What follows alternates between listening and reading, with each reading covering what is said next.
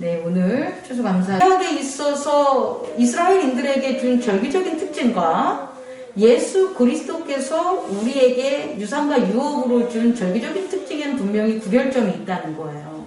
그럼 우리가 농경시대도 아니고 구약에 있어서 유목을 하는 민족도 아닌데 우리가 그들의 절기를 뭐 수장절부터 이렇게 추수감사절 수장절부터 이런 개념으로 받아들이면 오늘 이렇게 해마다 돌아오는 11월 셋째 주 혹은 넷째 주에 되는 추수감사절이 있을 때 약간 좀 혼돈도 있고 그 혼돈이 있다는 건 뭐냐면 그 절기에 기념되는 나의 역할을 못하는 거예요. 중요한 건 절기라는 것은 그 절기가 나타나는 요소들을 우리가 확충돼야 되지 않겠습니까? 근데 그게 우리에게 없으니까 단순히 추수감사절이라고 해도 어떠한 그럼 우리 뭘 추수했어? 이런 것도 있잖아요. 오늘 우리 안수 집사님 기도한 것처럼 우리가 뭘 추수를 했을까? 이것에 대한 어떤 그럼 개인적인 어떤 번영일까? 개인적으로 뭐 월급을 많이 탔을까? 개인적으로 가정에 있어서 어떤 복을 많이 받았을까? 이런 것들을 추수의 개념으로 삼을까? 이렇게 헷갈리잖아요. 네, 명확하게 갑시다. 제가 여러분들에게 전하고 싶고 또 주님께서 어떤 새로운 어떤 깨달음을 주시기 전까지는 일단 오늘 제가 여러분에게 전하고 싶은 건 기독교에서 예수 그리스도께서 기념하는 추수감사절은 부활의 어떤 기쁨, 부활의 거듭남의 예수 그리스도 안에 추수함이 돼야지 개인적인 구약의 어떤 관습이라든지 우리의 삶에 있어서의 겉사람의 추수는 아닐 거라는 걸 여러분들에게 전하고 싶어요. 그래서 우리가 이제 추수감사절을 하려면 이제 추수감사절 그런 의미에서 예수 그리스도의 그 추수의 의미를 우리가 받아들이려면 반드시 우리가 알아둬야 될 일인 예수 그리스도께서는 추수를 어떤 의미로 뒀냐라는 것도 우리가 깨달아야 되겠죠. 그래서 대표적인 말씀이 마태복음 9장 33절부터 우리가 보면 돼요. 마태복음 9장 찾아볼게요. 마태복음 9장 33절 35절부터 할까요? 35절부터 시작. 예수께서 모든 도시와 마을에 두루 다니사 그들의 회당에서 가르치시며 천국 복음을 전파하시며 모든 병과 모든 악한 것을 고치십니다. 무리를 보시고 불쌍히 여기시니 이는 그들이 목자 없는 양과 같이 고생하며 기진함이라. 이에 제자들에게 이르시되 추수할 것은 많은데 일꾼이 적으니 그러므로 추수하는 주인에게 청하여 추수한 일꾼을 보내주소서 하시니라. 아멘. 그냥 겉으로 보면 쉬운 말씀 같지만 이 말씀에 있어서는 중요한 세 가지가 있어요. 예수 그리스도께서 말씀하시는 추수에 있어서는 첫째, 추수가 어떻게 되냐라고 봤었을 때 그 추수할 수 있는 곡식이 뭔가인지는 정확히 기술이 안 됐지만 그 곡식들은 무엇을 먹어야지만 이게 곡식이구나 라는 게 드러난다는 거예요. 다시 말해 우리 성경에서 알곡과 뭐라 그러죠? 쭉정이가 있는데 알곡과 쭉정이가 우리가 이 겉의 세상에서 보는 것처럼 막 토실토실 살이 찐 알곡과 속에 알맹이가 없는 쭉정이를 우리의 눈으로 이렇게 바라볼 수 있지 않다는 거예요. 겉의 세상에서는. 그래서 이게 알곡이야 이게 쭉정이야를 구별할 수 있는 그 뭔가가 있어야 되는데 그게 복음이라는 거예요. 예수님이 복음을 전파하시면서 추수를 하는 거예요. 그러니까 복음이 전파되지가 않으면 이 추수할 것이 뭔지가 모른다는 거예요. 우리가 복음 속에 우리가 복음 속에 있다는 건 복음을 전파하는 거 아니겠습니까? 복음을 전파하고 복음 속에 거하야지만 우리의 눈에는 뭐가 보인다는 거예요? 추수할 곡식들이 보인다는 거예요. 이 예수님이에요. 그냥 예수님이 개인의 사적인 의미에서 얘가 예뻐 라고 해서 얘를 병을 고쳐주지 않는다는 거예요. 얘 너무 불쌍하구나. 아이고 내 친척이지 내 형제지 내 제자지 라고 해서 그 사람을 치유해 주는 게 아니라는 거예요. 예수님의 치유와 그 하늘에 있는 열매는 반드시 뭘 전함으로? 복음을 전함으로 그 복음을 받아. 그 복음을 받는 그 사람이 뭐가 되는 거예요? 알곡이 되는 거예요. 복음을 받지 못해. 아무리 복음을 전하고 아무리 기적과 표적을 보내도 그걸 복음을 리시브하지 못해. 받지 못하면 그건 뭐가 되는 거예요? 쭉정이가 되는 거예요. 그럼 여러분이 인생에서 내 자녀든 남이든 이웃이든 여러 명들과 우리가 생활을 하는데 또 교회에서도 생활하는데 우리는 도대체 그 사람에게 뭘 줌으로 그 사람이 알곡이냐 쭉정이냐를 구분하고 살아가냐는 거예요. 우리가 그 사람에게 복음을 주지 못하면 우리는 그 사람이 알곡인지 쭉정인지 구분할 수 있다 없다? 없다라는 걸 첫 번째 여러분이 예수님께서 전한 추수의 개념으로 깨달으시기 바랍니다. 다시 말해 우리가 추수를 하려면 우리는 뭔가 곡식을 보여야 되는데 그 곡식을 우리의 삶에 있어서 우리의 겉사람이 하는 게 아니다. 복음을 전할 때 우리는 추수할 대상들을 뭐 할 수 있다? 할 수 있다는 거예요. 그게 사람만이 아니에요. 어떤 물건이나 일이나 어떤 그런 프로덕트, 어떤 생산물이라고 할지라도 그게 복음의 가치를 전달해 준다면 그것은 뭐가 되는 거예요? 알곡의 추수가 되는 거예요. 근데 그렇지 않아. 죄를 짓게 하고 화를 내게 하고 분쟁을 일으키게 하고 갈등과 다툼을 일으키게 한다면 그것이 복권 당첨이라고 할지라도 그것은 뭐가 되는 거예요? 우리가 추수할 물건이 아니라는 것을 깨닫는 저와 여러분 되기를 원합니다. 두 번째는요. 추수는요. 내가 한다고 생각하는데 그렇지 않아요. 오늘 이 말씀을 보면 예수님이 누구를 보내달라 그래요? 추수할 일꾼을 보내달라고 하는데 이 일꾼은 저는 그렇게 전하고 싶어요. 사람의 의미에서 일꾼을 얘기하는데 저는 그렇지 않다. 추수할 일꾼은 반드시 변화된 어떤 사람인 거예요. 그냥 일반적인 사람. 예를 들어서 예수님께서 어떤 그 복음을 전할 때 아무나 데리고 가서 복음을 전한 게 아니시라는 거예요. 또 제자들이 복음 전파를 했을 때 어떤 제자들은 어떤 성과를 이뤘지만 어떤 제자들에게는 어떠한 기적도 일어나지 않고 오히려 미혹된 일들이 벌어질 때도 있었다는 거예요. 그렇다면 눈으로 보여지는 사람의 의미가 일꾼이 아니라 교회에 채워지는 성도들이 일꾼의 의미는 아니라는 거죠. 그럼 제가 이제 첫 번째는 좀 쉽게 짧았지만 두 번째 추수할 일꾼이 필요한데 그 일꾼은 어떤 일꾼인가를 우리가 좀 주목해 보면서 말씀을 전하고 싶습니다. 추수할 수 있는 일꾼은 하나님께서 보내주시는 일꾼이라는 거예요. 그러니까 내가 예수님께서 교육하고 예수님께서 가르치고 예수님께서 사랑 주어서 사람이 교정되기 일꾼이 아니라고요. 추수할 일꾼은 반드시 어떻게 되는 거예요? 하나님께서 보내준 자만이 추수할 일꾼이 되는 거예요. 그럼 하나님께서 보내준 자는 어떠한 특징이 있냐를 우리는 살펴봐야 돼요. 하나님께서 보내준 자는 어떤 특징이 있냐면 첫 번째는 언약을 믿는 자를 보내겠죠. 그죠? 언약을 믿지 않는 자들을 보내겠냐는 거예요. 첫 번째는 예수 그리스도가 하나님의 아들이고 그분이 뭐 한다는 거예요? 우리를 세상을 구원할 분이야 라는 뭘 가진 언약을 가진 자가 일꾼이라고요. 여러분 우리가 있잖아요. 우리가 예전에는 예수 그리스도가 누구요? 예수 그리스도가 있어? 그럼 복이나 우리가 많이 줘. 우리 좀 잘 살게 해줘. 하나님이 계셔? 그래 하나님이 계신다면 왜 우리가 아파야 돼? 우리가 왜 사고가 나야 돼? 이러고 살았단 말이에요. 그죠? 근데 그게 아니라는 거죠.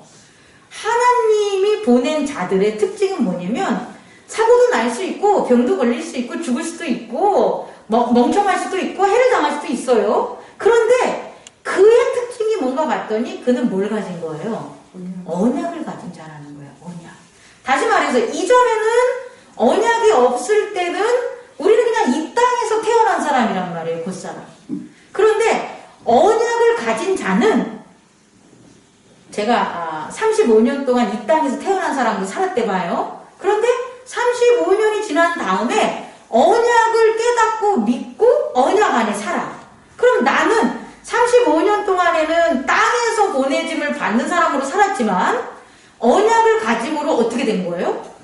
하나님께서 보내진 자가 된 거라는 거예요. 그럼 그 하나님께서 보내진 자는 35년 동안 땅에서 난 사람과 동일하지 않아요. 동일한 얼굴, 동일한 몸, 동일한 가족이 있다고 할지라도 그가 살아가는 것에 있어서는 분명한 차이점이 있다라는 거예요. 언약을 가진 자는요, 이전까지 땅에서 난 자처럼 생각과 경험에 의해서 살아가지 않아요. 하나님께로 보내준 언약을 가진 자는 뭐로 살아가냐면 성령의 인도함으로 살아가요. 그럼 우리 한번 생각해 봅시다. 이전까지는 35년 동안은 내가 내 속에 꽉 차 있는 거죠.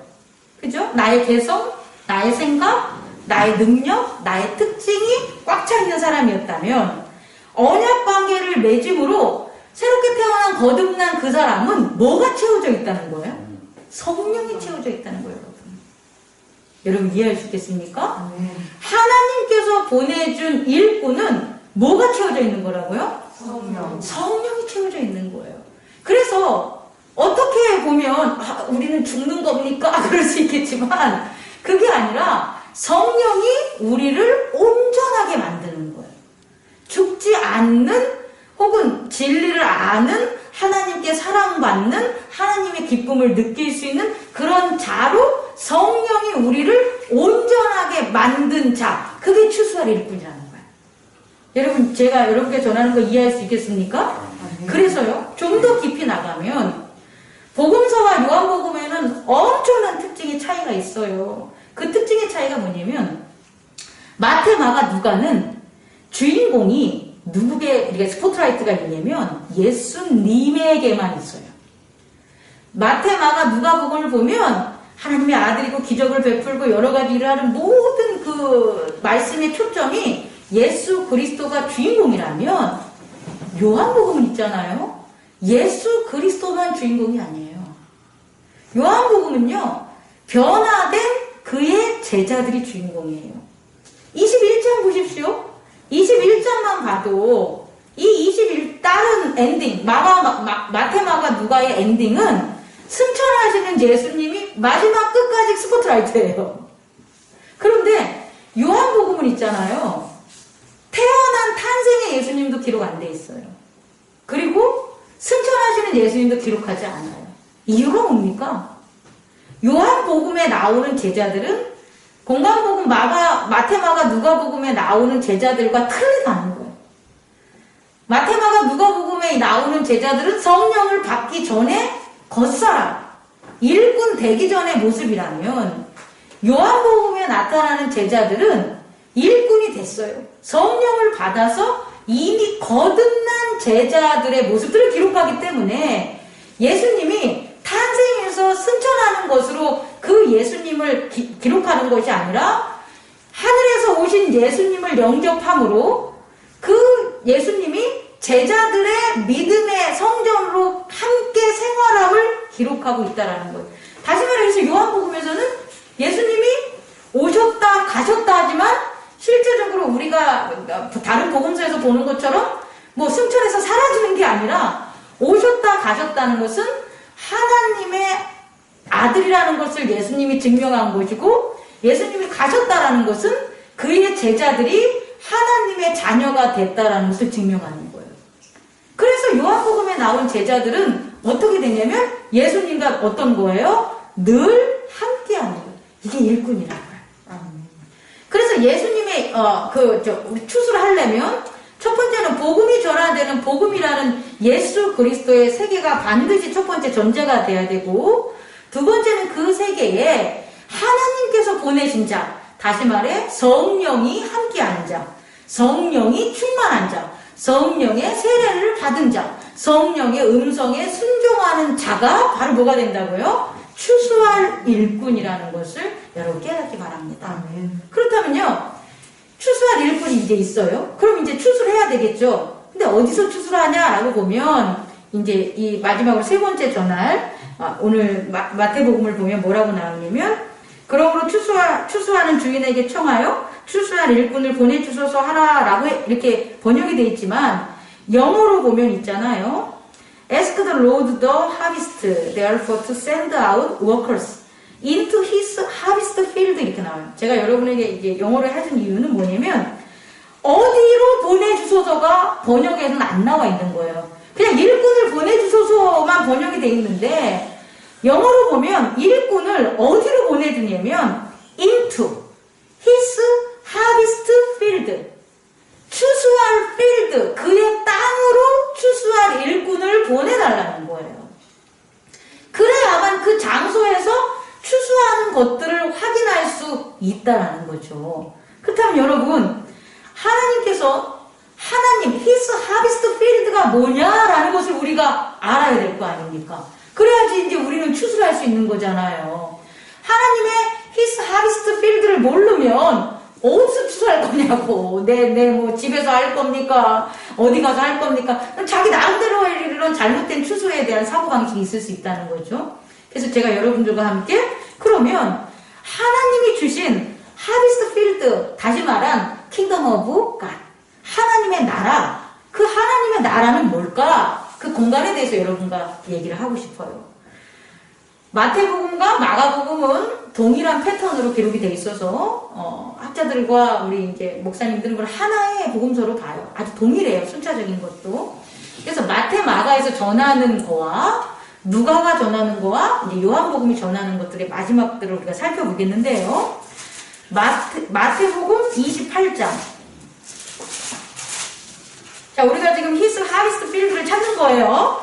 마태복음 28장 19절부터 20절 읽어보겠습니다. 시작.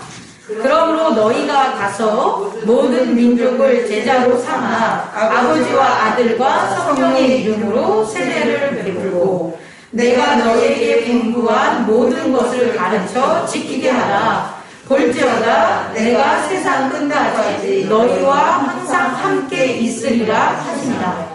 아멘. 자, 여기서 여러분 히스 하비스트 필드 한번 찾아보세요. 어디가 하나님의 추수할 필드일까요? 표면상 본다면 많은 사람들이 이렇게 얘기할 거예요. 세상 끝이라고 하겠죠. 어디, 그럼 세상 끝 어디? 옛날에 보면 이스라엘 믿음의 저기 용어로 보면 세상 끝 돌고 돌아서 세상이 끝이라고 하고, 옛날에 중세 때는 세상 끝 하면 어디가 될까요? 저 잘 모르겠는데 에스파냐가 되나요? 동쪽으로 쭉쭉 가면? 그래가지고 콜럼버스가 항해를 하고 뭐 이런 일이 그때 이제 후에 발생되지 않았겠습니까? 근데 저는 문자적으로 그렇게 생각하지 않습니다. 세상 끝은 어디냐면 뭔가 할 수 있는 곳인데, 그게 뭐냐면 18절 예수께서 나아가 말씀하실 때 하늘과 땅의 모든 권세를 내게 주시니, 19절 모든 민족을 제자로 삼아 아버지와 아들과 성령으로 세례를 베풀고. 저는요, 세상 끝을 세례가 베풀어지는 곳이라고 여러분에게 전하고 싶어요. 다시 말해, 그가 추수할 수 있는 공간이 있는데, 추수할 수 있는 뭔가 장소가 있는데, 그 장소는 우리들의 눈으로 보는 3차원적인 장소가 아니라 하나님의 권능과 능력과 권세가 미치는 그곳이라는 거예요. 그곳이 증명한다는 거예요. 그럼 그곳은 어떤 곳이냐 봤더니 세례를 베푸는 곳이라는 거예요. 어딘지는 몰라요. 우리가 특정한 장소가 정해지지 않지만 어느 곳이든지 뭐가 할 수 있는 곳이라면, 아버지와 아들과 성령의 이름으로 세례를 베푸는 곳이 있다면 그곳은 뭐가 된다? 추수하고. 우리 영어로 합시다. His harvest field. 그게 하나님의 추수할 공간이라는 것, 곳이라는 것을 여러분 깨닫기 바랍니다. 그래서 오늘 우리가 우리 영화 세례를 줍니다. 우리 사랑하는 라니에게. 그럼 이곳이 뭐가 되는 거예요? 추수할 곳이 되는 거예요. 여러분, 추수할 일꾼으로 성령의 역사하심으로 여러분과 함께하기 때문에 우리는 복음을 전하면서, 복음을 나누면서 뭐 하는 거예요? 추수한다는 거예요. 여러분 이해 갑니까? 여러분 지금 추수하고 있는 거예요? 추수하는 현장에 저와 여러분이 있음을 감사하기 바랍니다. 네. 두 번째는요, 누가복음에서 찾았으면 좋겠는데요. 누가복음 마지막 장 보십시오. 그의 출소할 장소는 누가복음 마지막 장소 52절 읽겠습니다. 시작. 그들이 그에게 경배하고 큰 기쁨으로 예루살렘에 돌아와 늘 성전에서 하나님을 찬송하니라. 자, 두 번째 추수할 수 있는 공간은 하나님을 찬송하는 곳이라는 거예요. 근데 자기가 기뻐서 자기 생각에 찬송하는 게 아니에요. 여기서 제자들이 늘 성전에서 하나님을 찬송한 건 누구 때문에 찬송한 거예요? 예수 그리스도. 복음이 성전 안에 가득 차 있었기 때문에, 복음이 증언되고 복음이 전파되고 나누어지기 때문에 그 성전에서 뭐가 하는 거예요? 하나님을 찬송하는 거예요. 다시 말해, 추수할 수 있는 공간은 하나님을 찬송하는, 복음으로 말미암아 구원의 확신으로 말미암아 거듭남의 기쁨으로 말미암아 하나님을 찬송하는 어디가 된다? 성전이 됨을 여러분 깨닫기 바랍니다. 그 다음에 이제 세 번째입니다. 요한복음 오늘 21장에서 한 것처럼 요한복음 21장을 이제 보지 마시고 보시면 어디가 그의 하비스트 필드일까요? 21장의 내용을 보면 예수님께서 베드로에게 뭐라고 합니까? 내 양을 먹이라. 또 하나는 내 양을 치라. 우리의 양 아니에요. 예수 그리스도의 양을, 다시 말해 예수 그리스도의 복음으로 성장하고 그 복음에 순종하는 자들이 그 자들을 먹이고 치는 그곳이 히스 하비스트 뭐가 되는 거라고요? 필드라는 것을 깨닫기 바랍니다. 말씀을 이제 정리하겠습니다. 우리는 이제 추수라는 그런 추수감사절 절기를 보내는데, 분명 구약의 절기, 유대인의 풍습이나 초대 우리 한국 사회에 말씀이 전파됐었던 농경사회를 기초로 한 추수감사들은 아니었을 거예요. 예전에 교회, 초대교회 보면 많이 이렇게 쌓아놓잖아요. 쌀, 호박, 막. 그건 농경시대에 있어서의 추수의 어떤 상징이 되지요. 하지 말라는 소리는 아닙니다. 근데 그 의미가 아니라 정말 그걸 쌓아놔서 여러분들이 추수의 기쁨을 느끼냐는 거예요. 그걸 그렇게 쌓아놓으면, 자, 우리 추수감사절이니까 막 호박이나 뭐 이런 거 싸서 우리 이렇게 합시다라고 하면 여러분 기분이 좋겠습니까? 추수에 감동이 있어, 곳간에 배부름이 있고 하나님에게 감사가 넘치겠습니까? 그렇지 않다는 거예요. 근데 정말 하나님에게 추수감사들을 할 수 있는 추수감사의 기쁨에 참여할 수 있는 건 뭐냐 봤더니 추수에 대한 예수 그리스도의 의미를 우리가 좀 살펴보자. 그럼 그분이 말씀한 추수의 의미를 본다면, 첫째, 뭐가 전파됨으로, 복음이 전파됨으로 이게 추수할 곡식인지 이게 버릴 곡식인지를 뭐 해야 된다. 우리는 깨달아야 되는 거예요. 그게 첫 번째라는 거예요. 두 번째는 아무나 하는 게 아니라는 거죠. 내가 하고 싶어도 내가 하나님의 보냄을 받지 못한다면, 역으로 말하면, 여기 아니라 이것을 해석해서 말한다면, 성령이 나를 주관하지 못한다면 나는 아무리 일을 하고 싶어도 일꾼이 되지 못해요. 아무리 내가 교회일을 하고 싶어도 내가 일하면 분쟁이 일어나요. 아무리 내가 목사가 되고 싶어서 복음을 전해도 그 목사가 범죄를 행하는 사람이 된다는 거예요. 자기가 하고 싶어서 목사가 되면. 그게 아니라 하나님이 보내는 사람이 하나님 일을 해야 되는 일꾼이 되고 목사가 되고 교회 안에 일꾼들로 세워지는데, 그 일꾼이 뭐냐 봤더니 성령으로 거듭난 자들이라는 거예요. 성령에 순종하는 자, 성령의 세례를 받은 자, 성령의 은혜를 베푸는 자, 성령의 은사가 있는 자, 성령에 충만한 자들이 바로 하나님의 추수할 일꾼임을 잊지 마시기 바랍니다. 그리고 그 일꾼이 어디에서 추수를 하냐 봤더니, 그곳은 그 어디가 왜 중요하냐면 있잖아요. 우리가 살아가면서의 추수는 우리가 씨앗을 뿌리잖아요. 근데 하나님의 나라의 추수는 우리가 씨앗을 뿌리는 게 아니에요. 하나님이 씨앗을 뿌리는 거예요, 아버지가. 그러니까 우리가 씨앗을 뿌렸다면 우리가 어디서 있는지 장소를 아는데, 우리가 씨앗을 뿌리는 게 아니라 하나님의 말씀이 뿌려지는 곳이니 우리는 장소를 몰라요. 그래서 우리는 추수만 하는 거걸랑요. 그래서 그의 필드, 하리스트 필드를 우린 찾아야 되는 거라는 거예요. 그럼 그의 추수할 장소를 뭐냐 봤더니 복음서에서 증명하는 것은 첫 번째 뭐다? 아버지와 아들과 성령의 이름으로 세례가 베풀어지는 곳. 죄사함에 세례가 베풀어지고 서로 한 형제자매가 된 성찬이 이루어지는 그 곳이 첫 번째 수수할 곳이다. 두 번째는 복음으로 말미암아 구원의 확신과 거듭남의 기쁨이 넘쳐나서 예수 그리스도를 하나님을 모하는 찬송이 넘치는 그곳이 뭐하는 곳이다? 추수할 곳이다. 그리고 세 번째는 뭐가 된다고요? 예수 그리스도의 복음으로 양육되고 성장하는 양을 치고 먹이는 그곳이 바로 뭐가 있다? 추수할 필드라는 것을 저와 여러분이 깨닫기 바랍니다. 마지막입니다. 이렇게 되면 증명하는 게 있어요. 뭐가 증명하냐면 이렇게 추수하면 우린 추수했어 라고 해서 뭐 그 시간에 끝나는 게 아니라 그 추수한 자리에 남는 것들이 있다는 거예요. 그 추수한 자리에 채워지는 것들이 있다라는 거예요. 그게 뭔지 압니까? 첫 번째는 기업입니다. 뭐라고요? 기업. 하나님께서 일하신 풍성한 은혜들이 넘쳐나요. 그게 기업이라는 거예요. 하나님에게 속해 있고 하나님의 오더 내리고 하나님이 세우신 그 기업이 쫙 나타나야 돼요. 교회가 하나님의 기업이 아니에요.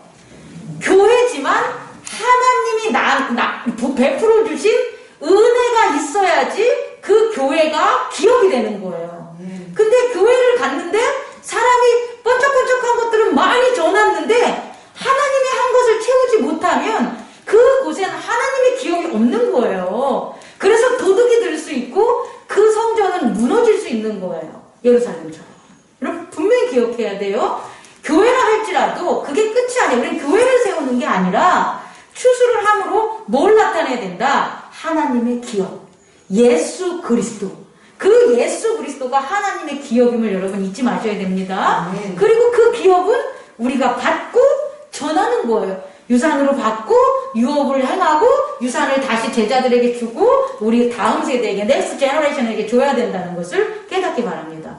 두 번째, 추수한 그곳에 남는 건 뭐냐면 권리가 있어요. 뭐라고요? 권리. 느헤미야 2장 20절을 집에 가서 꼭 읽어보세요. 제가 여러분에게 지난번에 보낸 건데 느헤미야 2장 20절에 보면 기업이 나오고요. 성전을 졌을 때 여기서 성전은 히스 바디입니다. 예수 그리스도의 몸입니다. 그럼 거기에서 나오는 게 뭐냐면 첫 번째는 기업이고요. 두 번째는 권리가 있다라는 거예요. 이 권리는 다른 말로 하면 권능이에요. 권리. 하나님의 나라에 살 수 있는 권리가 있다는 거예요. 여러분이 이 교회를 즐겁게 왔다 갔다 할 수 있는 이유는 여러분에게 뭐가 있는 거예요? 권리. 교회를 사용할 수 있는 권리가 있는 거예요, 여러분. 그런데 지나가는 사람들은 여기 들어오고 싶어도 못 들어와요. 누가 허락하지 않으면, 우리가 허락하지 않으면 못 들어오는 거예요, 여러분. 아니 그냥 교회는 모든 사람에게 열려 있는 거죠. 저 그렇게 생각하지 않습니다. 교회는 예수 그리스도 안에서 하나님을 찬송하는 자에게 열려 있는 거지 아무에게나 열려 있는 게 아니에요. 그들에게 복음은 아무에게나 다 전해야 되겠죠.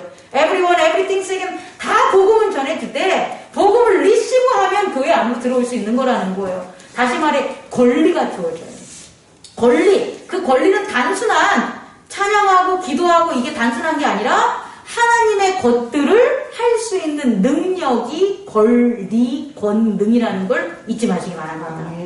세 번째는 뭐가 남냐면 추수할 곡식, 추수하면 기념돼요. 기념을 다른 말로 하면 예수님이 자기 몸을 뭐하라 그러니까 기념하라고 하면서 성찬을 나누잖아요. 다시 말해 기억되는 거예요. 메모리. 예수 그리스도가 또 그와 함께하는 우리들이 기억되는 거예요. 기념되는 거예요.